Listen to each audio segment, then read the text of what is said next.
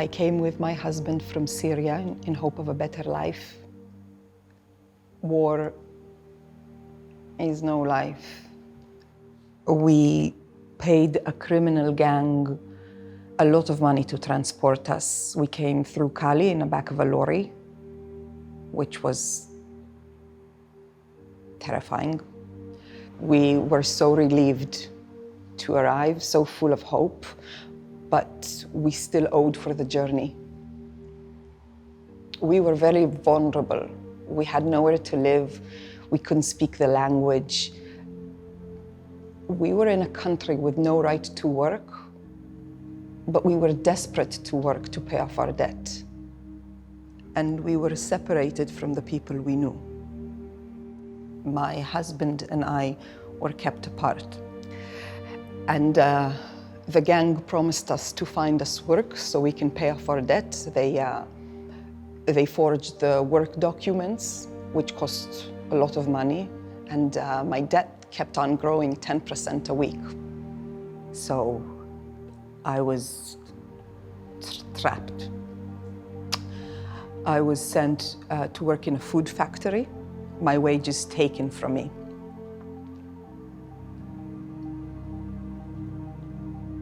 I couldn't tell my family back home what had happened to me. I was too ashamed of what my life in England had become. I couldn't tell anyone in the factory because I didn't want to get deported. And our exploiters always kept us looking very pristine with decent clothes and silk scarves, makeup. They didn't want us looking like slaves. They were clever. And I took pride in my appearance. I didn't want anyone to know the mess I was in. And so it went on. And one day, my exploiter came to the flat to get my wages, and I challenged him. I didn't want to be a slave. He grabbed me by the neck, he half strangled me, and the next day at work, I broke down. And my employer asked me what was wrong. He could see the marks on my neck. And the truth came out.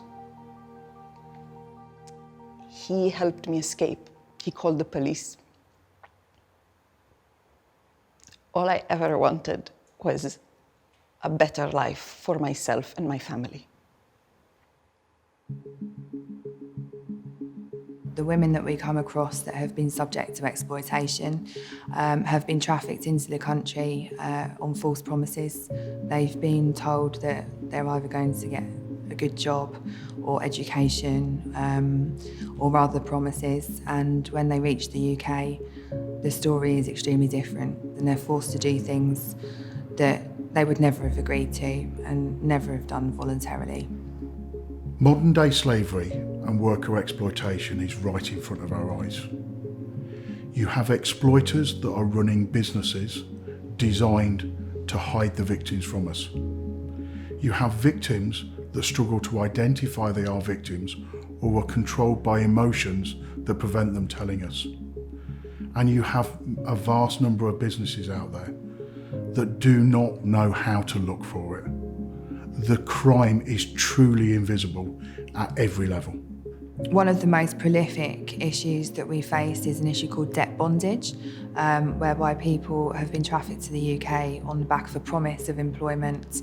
So they've paid in their home country to secure a job, to secure the travel to the border, and secure ongoing housing. They reach the UK and their exploiter tells them that they already owe them thousands of pounds, and that's where the cycle begins. Exploitation can take many forms. We have a responsibility to go look for it and do something about it. We need people's help to spot those signs and raise awareness and report to the authorities. If you employ 10,000 people, you may not notice that 20 of your staff are being delivered every day by the same person, that you won't notice that they're dressed in the same clothes or they haven't eaten for a week. You won't necessarily pick up on those things, and we wouldn't expect you to.